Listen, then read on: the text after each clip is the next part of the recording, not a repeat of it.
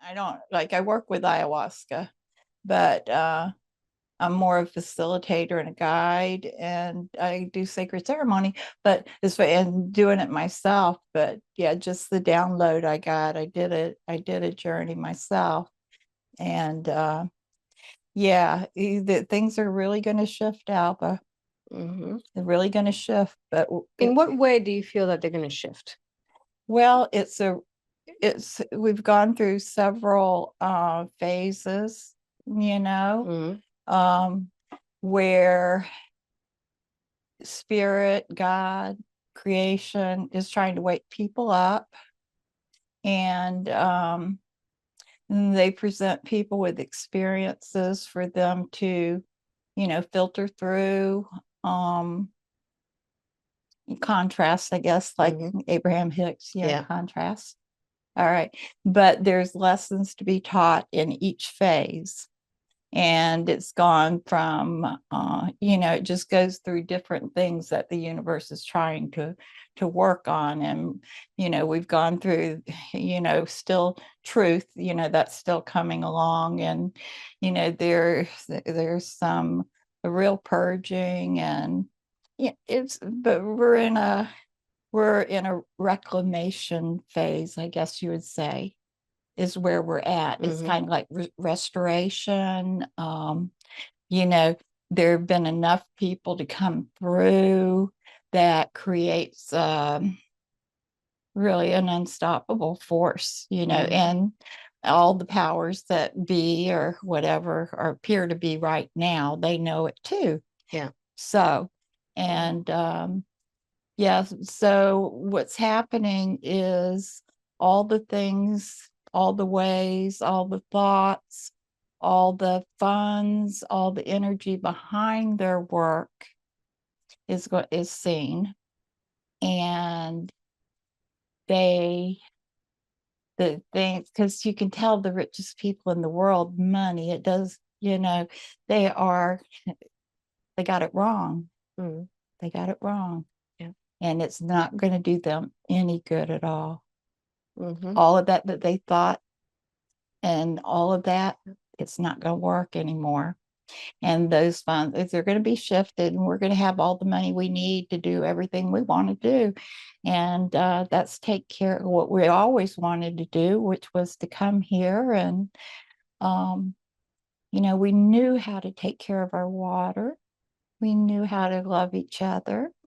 We knew how to support our earth supports us. The sun, everything is here to support us. And they manipulated and put us like on a prison planet, kind of, not really, but it's been a learning process for the collective. And and the more people, because just these conversations, they tell me that when people come to me, there's an interchange between in the work I do. It's like, it's hard to explain what I do, but they said it's through the voice, through the words you speak, that there are, like, embedded in the words and the sound and the frequency, are certain codes that resonate with people, that in some way, I don't know how it all works, but it works really good, unlocks them. Yeah. It frees them. They're able to remove some of the shackles and blinders that have been holding them back in their personal development. And what was the question? Ruin everywhere. And Who cares? but right? that's what I do. Yeah. I don't know. It just And when comes out. when you were talking about the words, I think that's what happens when I do sessions, is that encoded in my voice, encoded in the vibration or something's happening. It's energetic. It's all of something's that. happening, because my normal voice today, of course, it's flummy, but my normal, But it's perfect for whatever. Yeah. Yeah. But And that's when I'm cool thing. talking like with my friends or whatever, it's a different voice. Mhm. Whenever I'm working, it's like this voice just changes.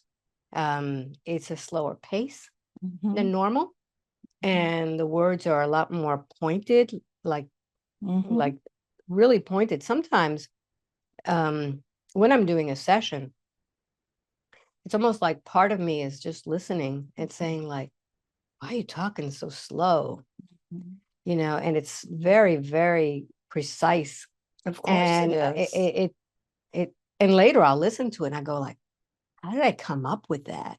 So that, because they're using you as a channel, yes, and it's through your words, through your frequency, through your vibration, through the guide of your, all of it, and then supported by all that, and all this. And Dawn, that was my vow that I made when I first started doing this work.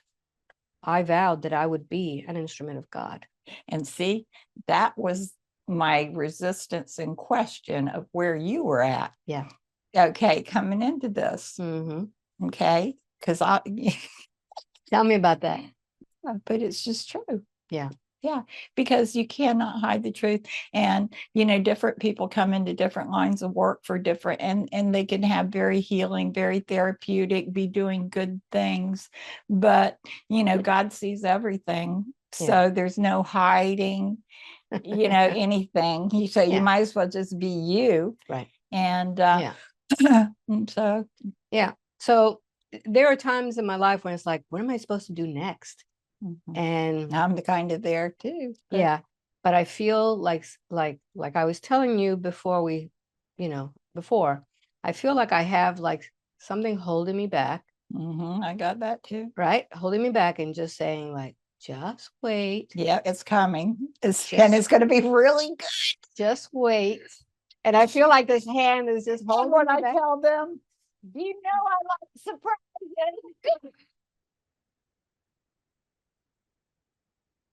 That's how. But I feel like too, it's like, my normal thing is like, what am I going to do next? Like, I want to go out there and explore the world, and what's my next thing to do? Because that's always what, but I have like these hands going, just wait, just wait, but the good news with all of that, and I find you really don't have to do anything. Exactly. You don't have to do anything, and it's all being done. And so when I got to get up to go to the bathroom, or I got to put food in my stomach, but it's kind of like to get in that natural flow.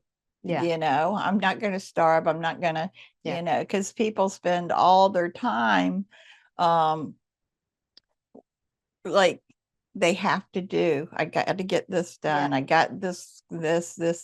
I'm fortunate that I can space my schedule out and have it blend with just my lifestyle. Yeah. Okay. So what has been happening lately? Anything going on with you? Just a lot of just time with me. And I've been doing private plant medicine ceremonies. I get how did you get into that, Dawn?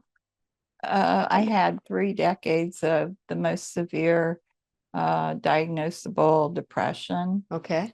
That was pretty much untreatable. And I was always looking for ways to, get out of there. Because I was the walking dead, and the drugs they were giving me were just killing me. And it was so bad. I mean, I can't even emphasize it. But anyway, I had been researching and talking to some of the people in the clinical trials, some of the doctors up Mount Sinai and places like that. They were talking about ketamine. I tried that. That didn't work. And then, so anyway, I was searching, and I ran across ayahuasca. And so when I looked into it, I found out there was a place an hour from my house that I could go and drink it. Yeah, that's kind of a weird thing, but it was good for me. Okay. As a matter of fact, the medicine told me that the whole reason it was there was so I could do the work that I do. you know, that Mhm. it's a lot of things to a lot of people. But Yeah. So it- after you had that experience, what led you into doing this work? I don't know, just kind of been guided through it. The first time I drank ayahuasca, um, you know, I didn't have my experiences like other people. Kind of. It was interesting. They it's like the medicine was checking me and checking me, and I kept telling her, look, there's nothing there. Oh, it started out because when I first went to drink, I was hearing all again in the kitchen, all these stories about dark journeys and stuff like this. And I'm like to the medicine, yeah, you want to show me something dark? Mhm. I walked it, okay? You know, and if this isn't good, you know, I ain't doing it. You know, I will be down the road, you know. So I went in and drank it, and they kept, you know, checking everything. And then she just started laughing. She said, I like you, you're my friend. And so we're just I partner with the spirit of ayahuasca, and it's been really good. Mhm. So were you working at that time? Like a normal I job? was volunteering. You're volunteering. Hmm. Okay. I went and drank, and it helped my depression. Then I went a month later, it helped with my complex PTSD. Mhm. And I fixed my rotator cuff. Mhm. And then I just started volunteering, and I did that uh, well until they made me a facilitator. But I spent about 4 years there every weekend, except for when I was out of the country or I went for Cambo training. It's a Amazonian frog medicine that Mm. put little burns, and it's the vaccine of the forest. Wow. Yeah. And so in that time, besides being facilitating the medicine, also taking the medicine, because you take a facilitator dose, you have staff drinks, you know, you have all this, you know, so it was getting to be more familiar with it. Mhm. And they had different stuff. They would show me different things of, you know, part of my work and what I'm doing, and you know, and just about the frequencies of the vibrations. And, you know, I was able to see if the space wasn't clear, because there's different entities that would come in, Mhm. and I'd say, no, Out. you know, got to have the code to get in here. It's all one, all love. You're all Yeah. welcome wherever you are out there in the universe. You're all welcome right here. But Do you think that's missing in some of the places where people do ayahuasca? oh yeah. Oh yeah. What? That's why. Yeah, yeah, yeah. I mean, but the medicine's an intelligence. Okay. It's Mhm. going to do what it has to do. But and eventually all that again, it's got to play out, you know, because Mhm. it's the truth. Yeah. The truth will be, you know, and in the meantime, people are getting something from it, but there are people getting hurt from it too, because they have people that are doing these ceremonies, and you have to have like a pillar. You have to, like with me, when I work with somebody, I do it on my property if I'm at home, Yeah. because you have to work with the energies. It's got to be a sacred container. It's really, I don't think at this point to be done in a big group. Mhm. Okay, because people come to the medicine because it's calling them. Okay, so that's telling me that the spirit of the medicine, which Mhm. is that plant, iOS, and that person's individual, separate of who they are, what they are, of anything else, that uh, it's calling them. So Mhm. that's telling me that there's something that they need, that's something there for them. And so I don't, I hold the space for it. I keep the area sacred. I had to have my shamanic stuff, and I move energy and all that, but I don't interfere with the process. I trust the medicine. So Mhm. So when someone comes to you, like how long is the ceremony? How long do they stay with you? It depends. Like say, it depends on where you're coming from Mhm. and what medicine you're doing, because I work with what I have is a ethnogenic church. So I work with multiple spirit and plant medicines, and I do plant medicine, plant and animal medicine consults. Yeah. And so I get a bit, so they'll tell me where they're at, and I will know what tool to use in order to put them on the fast track for them to achieve the results that are going to be most beneficial Mhm. in their healing process. And so that it just depends, like if you're coming from Orlando, or I have people that come from, Maine or Nashville, that fly in. Now, if you fly in, they come around in the afternoon, say any given day. Mhm. And that evening, it's just to get to know you. Okay. We'll go to dinner like in Mount Dora or something. And then the next day will be, and all the time they're getting this and learning.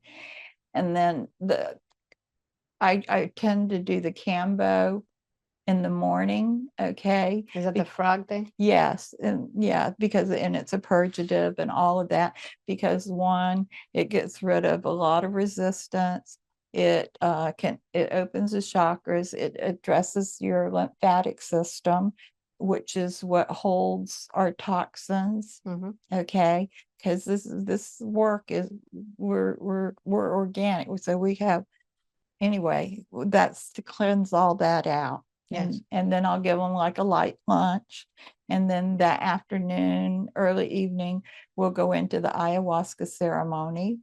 And then they'll be done by around 10:30, 11, and then they sleep. And then the next day, which would be the third day, I'll usually take them to a spring or someplace in nature for integration, and then they're out by that afternoon. Nice. And I just kind of let it in quiet. But then there's integration too. But the people that come to me, they're ready for it. Mhm. Is it one-on-one? Mhm. One person. So it's not a group. No, Yeah. no, I can do groups. I'll do a small group. People want me to do couples. Mhm. No, I tried that, but the medicine, then they're so funny because they showed me. Remember, we told you that that's not how that works. Yeah. Well, So we had talked about divine timing when we first started, Mhm. that everybody has divine timing Mhm. for everything. Right. And it's the same thing with that Yeah. they're being called to it, where Huh? someone is not being called to do that. Right. When I do the hypnosis, I don't like people coming for curiosity. Yeah. Well, what good is that? Right. That's your We're doing this to heal. We're doing this to really get the whatever it is that's still not Yeah. there. And that's where I'm at. Okay. Because I do it with words, you do it with the medicine yeah, in a way. yeah.